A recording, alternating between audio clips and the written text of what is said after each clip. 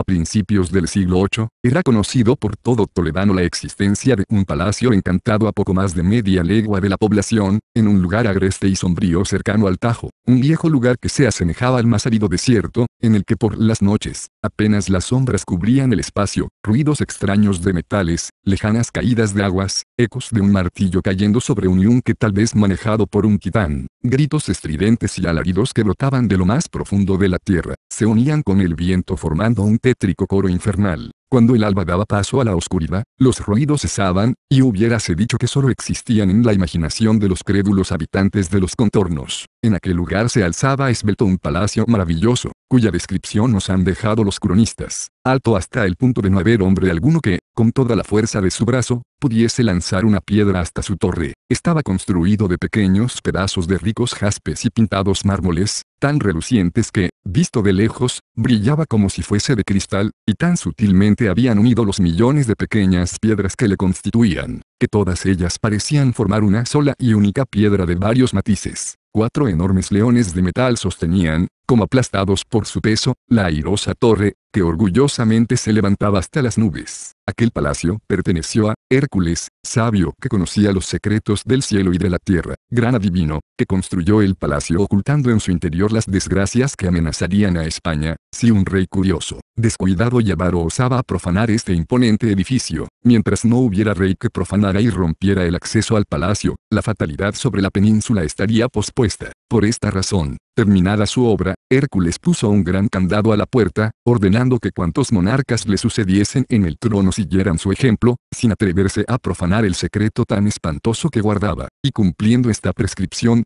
todos los reyes, pocos días tras su coronación, se trasladaban con toda su corte al misterioso palacio y ponían un nuevo candado en su mágica puerta, cuyos goznes no habían girado desde la época de su construcción. 30 candados habían puesto ya los reyes godos cuando llegó al trono, don Rodrigo, que, ocupado en los primeros meses de su reinado en la tarea de reprimir a los inquietos partidarios de Witiza, no se cuidó de cumplir el tradicional mandato de Hércules. Liberado de sus opositores, se interesó por el mágico palacio, y preguntó cuántos datos sus más cercanos conocían de la tradición del candado, pero no con el motivo de añadir uno más. La curiosidad había mordido su corazón, y descreído, tendiendo poco respeto a la tradición, ansiaba descubrir el misterio tras las puertas que nunca habían abierto sus antecesores. En vano intentaron sus consejeros hacerle desistir de su designio, y una luminosa mañana de agosto, partió a galope raudo, desde la Vega Baja de Toledo hacia el palacio. En poco tiempo, sus hombres rompen delante de su codiciosa mirada los candados de la gran puerta, para a continuación penetrar audazmente en su silencioso y oscuro recinto.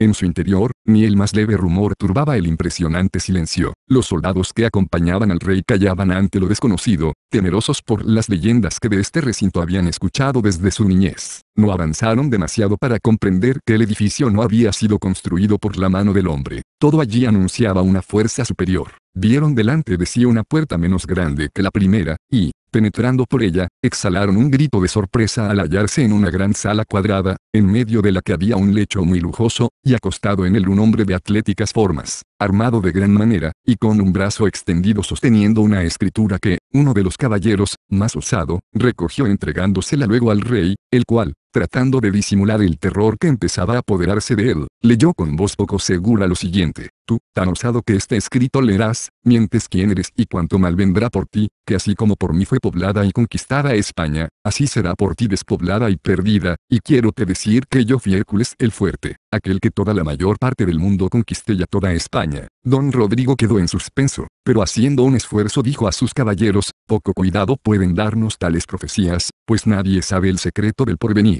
Prosigamos con nuestra visita. El resto, impulsados por estas palabras, siguieron al monarca, que abriendo otra puerta penetró en otra estancia igual a la primera, donde otras maravillas le esperaban. Sobre un pilar, en un extremo de la habitación y alzado sobre el suelo, había una estatua de un gigante, con una pesada masa en la mano y en gesto de querer atacar hacia el suelo. Tras esta estatua, y en la pared, escrita con grandes letras rojas se leía: Rey triste, por tu mal has entrado aquí. En la pared de enfrente, se podía leer también: por extrañas naciones serás desposeído y tus gentes malamente castigadas. Acercándose, observaron que en el pecho de la estatua había otro gran letrero. A los árabes invocó y en su espalda: mi oficio hago.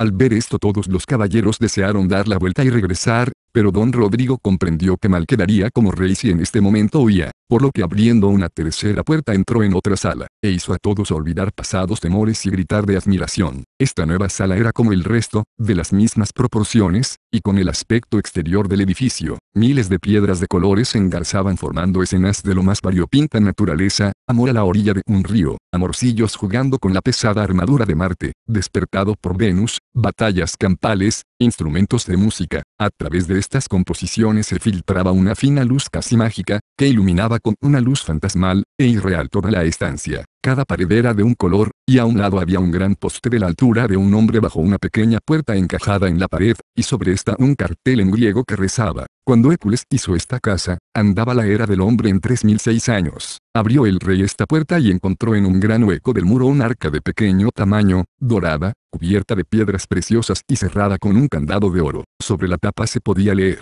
el rey en cuyo tiempo se abra este arca, no puede ser que no vea maravillas antes de su muerte. Gran alegría causó este texto en don Rodrigo, pues era el primero que no aludía a grandes catástrofes en su reino. Dio la vuelta y hacia sus caballeros dijo: por fin encontramos un premio a nuestro atrevimiento. En mis manos tengo el tesoro del rey. Hércules sacó un puñal y quebró el candado. Comenzó a abrir el arca, pero pronto se hizo atrás, sorprendido. Dentro de ella solo había un paño blanco plegado y sujeto a 2 tablas por medio de toscos alambres. Lo desplegó, y de nuevo se pintó el espanto en sus ojos, y la angustia invadió su alma.